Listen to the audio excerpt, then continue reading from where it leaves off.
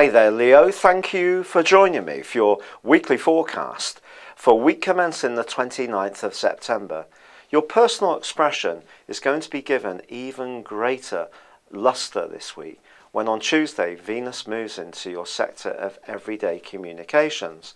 Now this can work in lots of different ways over the next month, but certainly all sorts of dialogue can just seem that much smoother. You can bring a more diplomatic dimension to the way you come across, which can have an impact romantically and also in everyday life.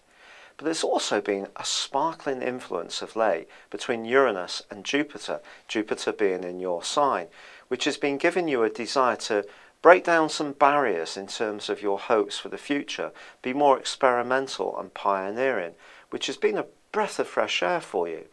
Well, this week, these two planets start to link up from Thursday with Mars. Mars remains in a very positive location for you. It's giving you more neat energy and no little sex appeal. So when these three get together, we have a grand fire trine. And it really starts to lock in around about the weekend. And the desire to be more daring becomes even greater. And you may find yourself really getting off the beaten track. And if you are someone who enjoys outdoor pursuits or sports or doing anything that's a bit more vigorous, this is going to be right up your street. But if you're somebody who likes more intellectual pursuits, well, this can just see you being more open to experiencing the arts or music in a different setting and just being that much more open-minded. However, there is a quarter moon which occurs on Wednesday.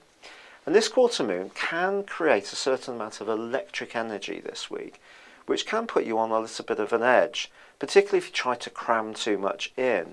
So you need to kind of decide on what's really a priority for you.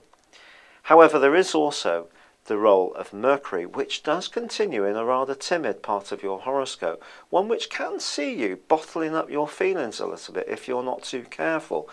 And from Saturday, it starts to rotate backwards. It rewinds in a retrograde in the sign of Scorpio.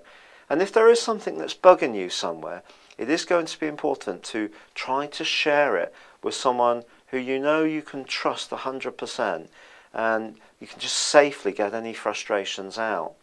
But apart from this, there is a very upbeat and vibrant vibe to pretty well everything this week. It is true by the end of the week that the Sun and Uranus do go into an opposition, which just means that if you do have a debate with someone and it's about something that means a great deal to you, there could be a tendency for you to force your point or for them to force their point on you.